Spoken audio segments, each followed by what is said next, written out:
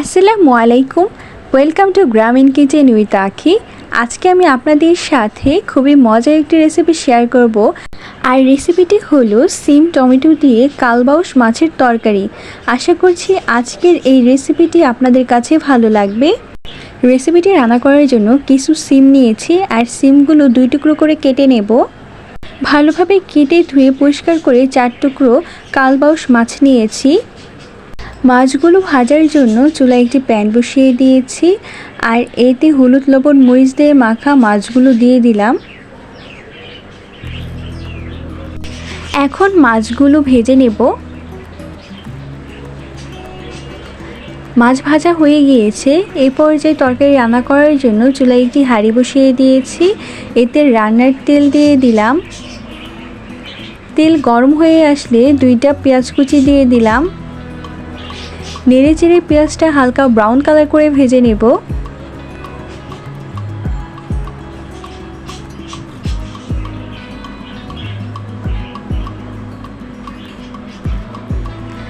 পেঁয়াজ হালকা brown colour করে ভাজা হয়ে গিয়েছে। এ পর্যায়ে মশলা কষানোর জন্য অল্প একটু পানি দিয়ে দিলাম।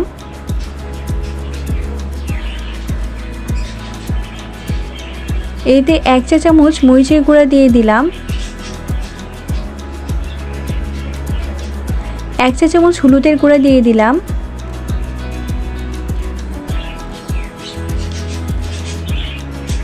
1 চা চামচ ধনিয়া গুঁড়া দিয়ে দিলাম।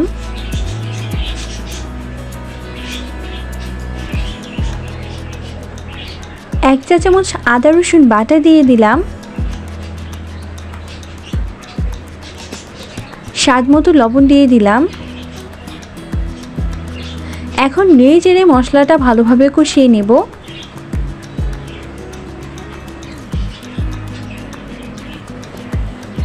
2 থেকে 3 মিনিটের মতো সময় নিয়ে মশলাটা কষিয়ে নেব।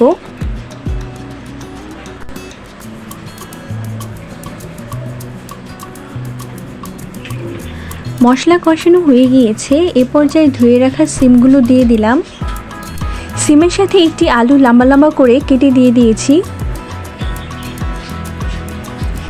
কেটে রাখা 2টি টমেটো দিয়ে দিলাম। এখন নেড়ে চেড়ে মশলার সাথে ভালোভাবে তরকারিগুলো মিশিয়ে নেব।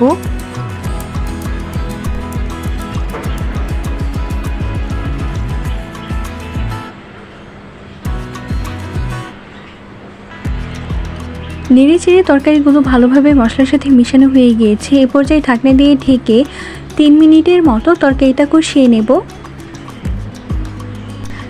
ফিরে এলাম 3 মিনিট পর। এ পর্যায়ে তরকারিটা হালকা নেড়ে চেড়ে দিতে হবে।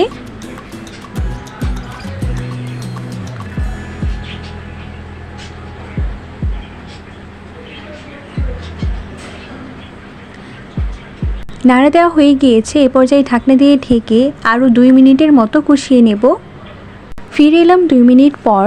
তরকারি কষানো হয়ে গিয়েছে। এ পর্যায়ে ঝোলের জন্য 1.5 কাপ পরিমাণ পানি দিয়ে দিলাম।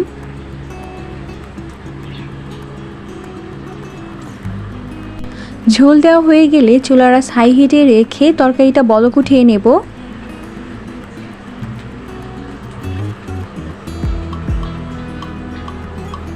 তরকারি বলক উঠে গিয়েছে। এ পর্যায়ে 4 থেকে 5টা কাঁচামরিচের ফালি দিয়ে দিলাম।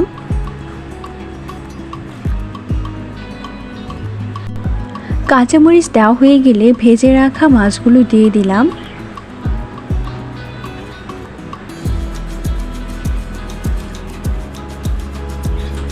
মাছ দেওয়া হয়ে গেলে ঢাকনা দিয়ে ঢেকে 6 থেকে 7 মিনিটের মতো রান্না করে নেব। ফিরে এলাম 6 থেকে 7 মিনিট পর। তরকারি প্রায় হয়ে এসেছে। এ পর্যায়ে তরকারিটা হালকা একটু নাড়াচাড়া দিয়ে ঢাকনা দিয়ে ঢেকে আরও 4 মিনিটের মতো রান্না করে নেব।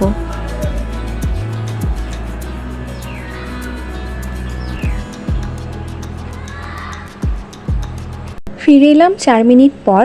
তরকারি রান্না হয়ে গিয়েছে। এ পর্যায়ে তরকারিটা নামিয়ে নেব। আজকের রেসিপিটি আপনাদের কাছে কেমন লেগেছে তা কিন্তু অবশ্যই কমেন্টে জানাবেন।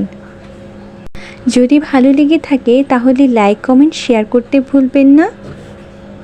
এরকম সহজ ও মজাদার রেসিপি পেতে হলে গ্রামীণ কিচেন উইথ আখি চ্যানেলটি সাবস্ক্রাইব করে পাশে থাকা বেল আইকনটি বাজিয়ে রাখুন। এতে করে নোটিফিকেশন আকারে নিত্য নতুন ভিডিওগুলো খুব সহজেই পেয়ে যাবেন। আজকের মতো এখানেই বিদায় নিচ্ছি। দেখা হবে নতুন কোনো ভিডিওতে নতুন কোনো রেসিপি নিয়ে। সেই পর্যন্ত সকলেই ভালো থাকুন, সুস্থ থাকুন। আল্লাহ হাফিজ।